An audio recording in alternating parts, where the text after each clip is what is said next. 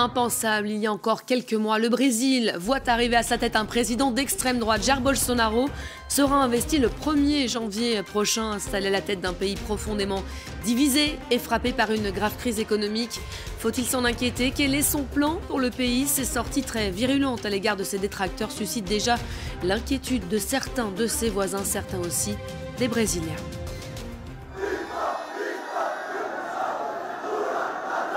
Serei o presidente dos 210 milhões de brasileiros.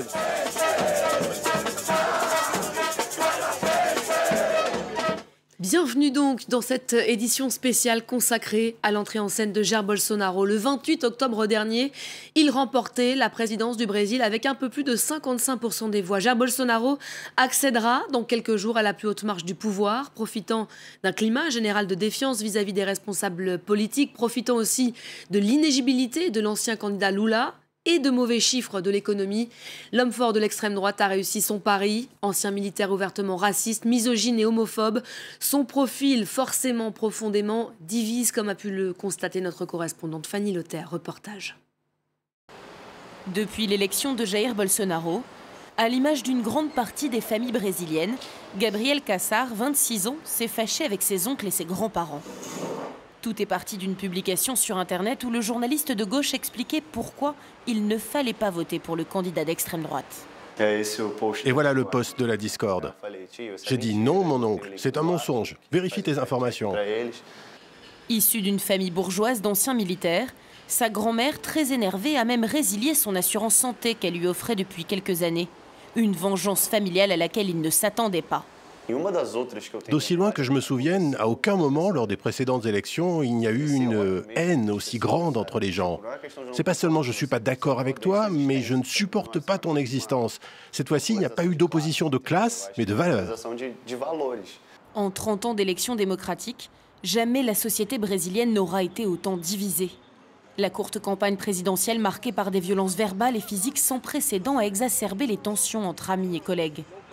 Après l'investiture du président, cette équipe d'employés de restaurants a prévu d'organiser un match anti contre pro-Bolsonaro.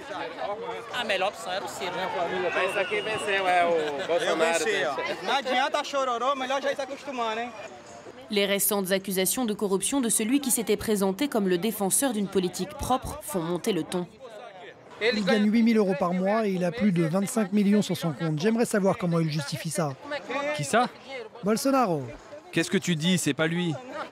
Pendant la campagne, le candidat Jair Bolsonaro a surfé sur la division des Brésiliens. À coups de fake news et de vidéos de propagande, certains se sont livrés bataille jusqu'à ne plus se parler. On s'est beaucoup disputé pendant la campagne. C'est comme le foot.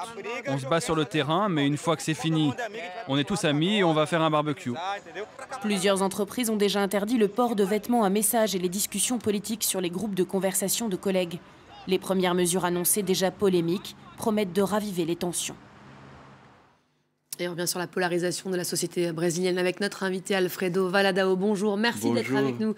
Vous êtes spécialiste du Brésil, enseignant par ailleurs à l'École d'affaires internationales de Sciences Po.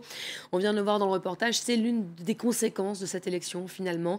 L'arrivée de Jair Bolsonaro divise, à commencer par les familles brésiliennes. Je crois que ce n'est pas une conséquence, c'est-à-dire que la division existait déjà. Et la première chose que je tiens à dire, parce que le Brésil est un pays compliqué, c'est que c'est un show de démocratie. Je ne me souviens pas d'avoir vu autant de monde participer avec autant de passion, même en s'insultant, en se polarisant, etc., à une campagne électorale. Et le jour de l'élection, tout le monde est allé voter. Les résultats ont été donnés 3 heures après et personne n'a contesté les résultats. Donc on a eu un show d'une démocratie qui a eu 100 millions d'électeurs qui ont fait ça. Et c'est une participation active de tous les citoyens. Donc ça, c'est la bonne nouvelle quand même. L'autre nouvelle, c'est qu'effectivement, il y a eu une grande division à l'intérieur. Mais il faut faire attention. Vous avez des groupes extrémistes des deux côtés qui ont voté pour les candidats, mais la très grande majorité des Brésiliens n'a pas voté pour, a voté contre. Parce que les gens avaient peur. Une partie des gens avaient peur de Bolsonaro, une autre partie avait peur du retour du Parti des travailleurs au pouvoir. Et donc, chacun a voté selon l'économie aussi, l'autre. ça a été un facteur Les principaux facteurs, c'est l'économie, c'est clair. C'est-à-dire qu'on a vécu l'une des pire récession de l'histoire du pays. C'est-à-dire, il y a énormément de chômage, etc. Donc ça, c'était plus possible. Mais le plus important, c'est la corruption généralisée qui a été mise en place, qui existait depuis toujours, mais qui a explosé sous les gouvernements du Parti des travailleurs, et surtout la violence. C'est-à-dire, il ne faut pas oublier que le Brésil, dans les derniers 10 ans, il y a eu 550 000 homicides, c'est-à-dire presque le double de la Syrie. Et l'année dernière, il y a eu 64 000 homicides. Donc ça, les gens ne supportent plus. Ce contexte a évidemment été déterminant le jour du vote.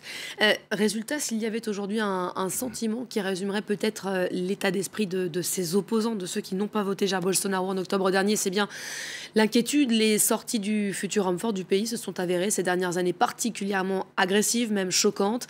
Dans son viseur, quasiment presque toujours les mêmes cibles, les femmes, ses détracteurs politiques ou encore les membres de la communauté LGBT. Nous avons retrouvé quelques-unes de ces plus célèbres sorties. Écoutez.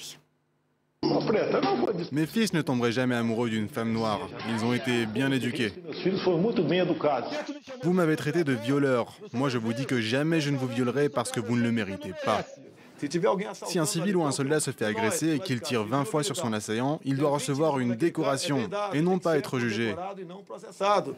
Voilà, pour vous rafraîchir la mémoire, si vous aviez oublié, Alfredo Valadao, le 11 décembre dernier, le tribunal suprême électoral brésilien a remis à Jair Bolsonaro, lors d'une cérémonie officielle, un certificat d'aptitude à la présidence.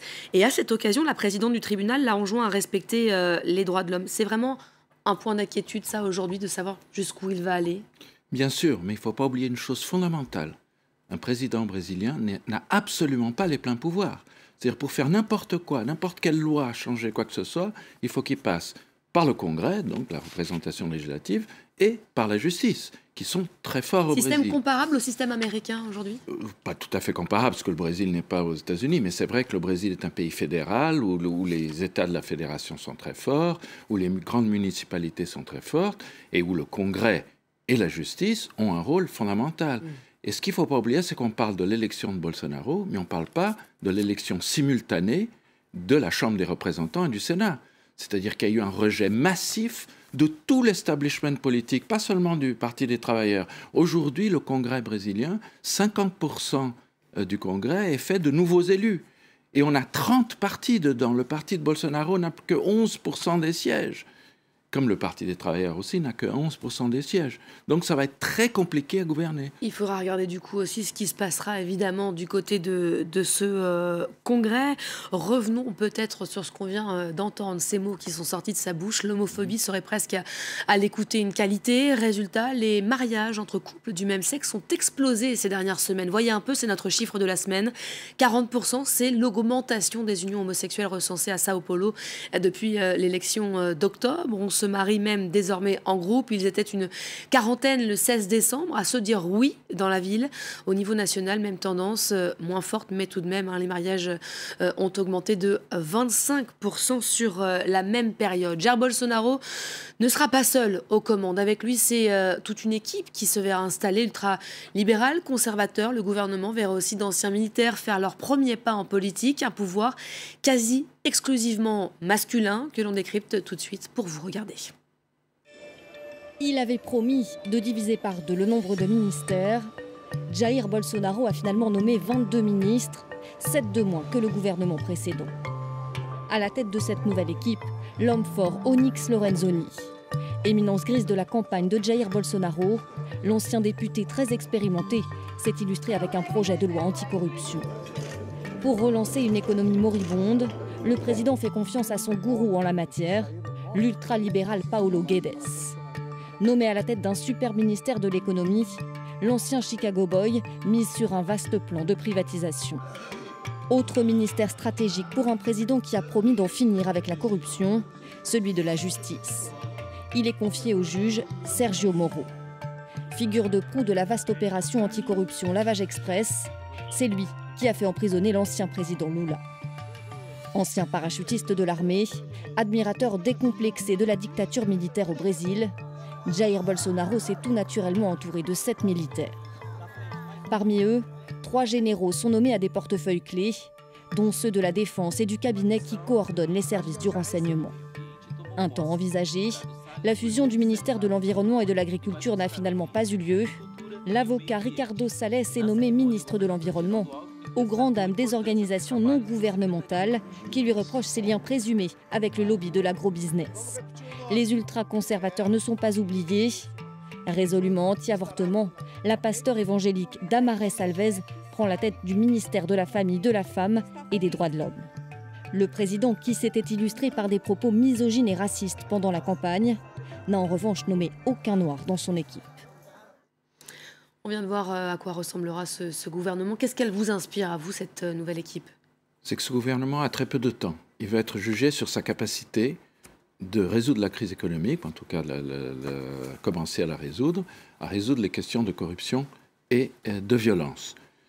Donc il y a une fenêtre de tir d'environ 6 mois pour ce gouvernement, parce que les gens attendent des résultats.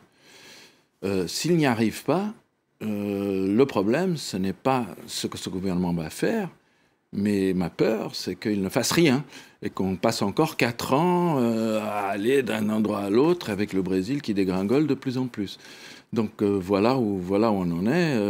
Il y a toujours eu de la corruption au Brésil, par exemple, mais maintenant le juge Moro a beaucoup de pouvoir pour essayer de commencer à aller contre ça. Et c'est vrai qu'il y a beaucoup de politiciens qui sont en prison ou sont mis en examen, etc. Il ne faut pas oublier que le principal patron brésilien du BTP, le Bouygues brésilien, si on le dit comme ça, a été condamné à 19 ans de prison quand même. Donc peut-être que les choses pourront avancer. Mais c'est 6 mois et c'est pas facile parce qu'il va devoir négocier avec un congrès compliqué et avec la justice, et c'est compliqué. On verra ce qui se passe donc à la fin de ces 6 mois, cette lune de miel, comme on le dit ici. Merci beaucoup, Alfredo Valadao, d'avoir été notre invité pour nous aider à décrypter tous ces enjeux à la veille donc de l'investiture de Jair Bolsonaro le 1er janvier prochain. C'est la fin de cette édition spéciale de Cap Amérique. Merci à vous de l'avoir suivi. On se retrouve la semaine prochaine, même heure, même continent. À très vite. France 24. 4 chaînes d'information continue. 430 journalistes, 35 nationalités, 160 bureaux de correspondants à travers le monde. Une présence mondiale. 355 millions de foyers reçoivent France 24 dans plus de 180 pays. 61 millions de téléspectateurs regardent la chaîne chaque semaine. Et ils sont de plus en plus nombreux, avec une audience en progression de 31%. France 24, c'est aussi un succès sur le numérique. Chaque mois, ce sont plus de 18 millions de visites sur france24.com et 45 millions de vidéos vues en ligne. France 24 est numéro 1 sur YouTube et ses 37 millions d'abonnés sur Facebook et Twitter font d'elle la première chaîne française sur les réseaux sociaux. Vous êtes toujours plus à nous faire confiance. Merci.